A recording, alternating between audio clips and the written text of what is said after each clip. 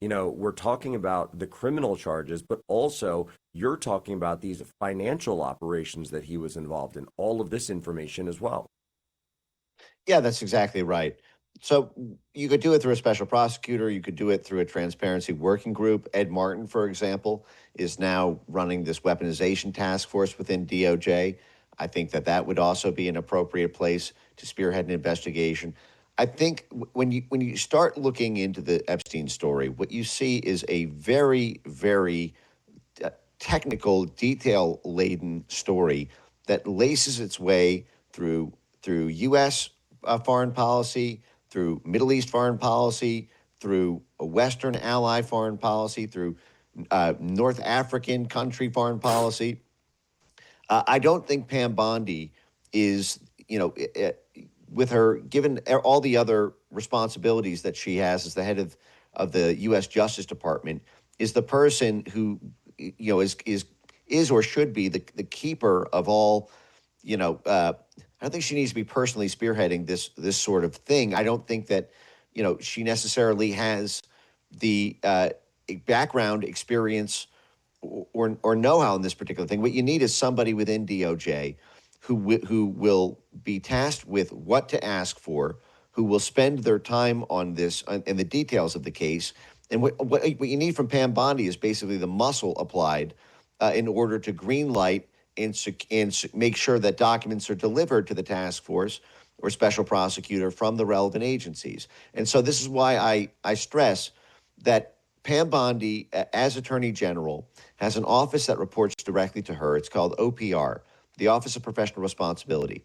In November 2020, 2 weeks after Trump lost the 2020 election, but while Bill Barr was still running the Justice Department, an investigation was that had taken, I think, something like it was from February 2019 to November 2020. So this is like, a 21-month investigation that OPR led into the plea deal cut for Epstein and investigated Alex Acosta and his statements that Epstein, quote, belonged to intelligence and whether that played a factor into the plea deal.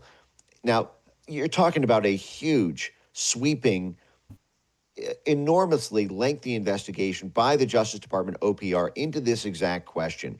Now, all we got in the 348-page report that Justice Department released, but then weirdly deleted from its website, even though you can find it through other channels.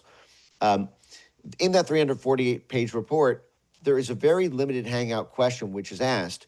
First of all, there's no transcript. There's a summary one-line description that OPR investigators asked Acosta, did you have knowledge that Epstein was an intelligence asset? And Acosta told us the answer is no. Well, that is not the right question to ask. That question is because I don't think Epstein would have been an asset. Financial fixers, financial facilitators almost never are. I did a recent study into this, and 8 out of 10 financial fixers from that same era were not CIA assets. There was no human intelligence 201 file on them. They were never formally recruited. What they were witting cooperative contacts. They were liaisons, facilitators. They didn't work for the agency, but they worked with the agency to broker international deals that the State Department did not want to be seen as directly brokering. And so you need to know what to look for. So first of all, we need to see exactly what Acosta was asked and exactly what Acosta answered. That way we know if the Justice Department has ever really looked into this before. We also need, because OPR reports directly to Bill Barr and his then deputy Jeffrey Rosen, who has his own strange history with Trump world, we need to know if the Attorney General's office before Pam Bondi attempted to shape the inquiries into Epstein's intelligence ties, given that Bill Barr was the mop-up man for the Iran-Contra scandal for the CIA, which directly involved Epstein's networks. You can immediately see why Bill Barr would want to shape the OPR investigation to ward off any attempt to ask the relevant questions.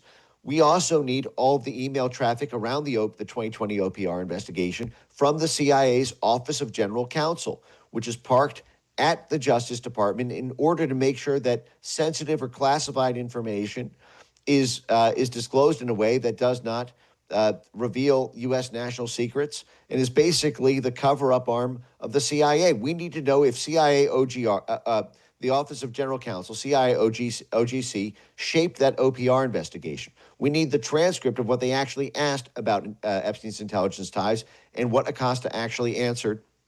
And we need all the relevant files, records, emails, communications, text messages from around Bill Barr, Jeffrey Rosen, and the OPR team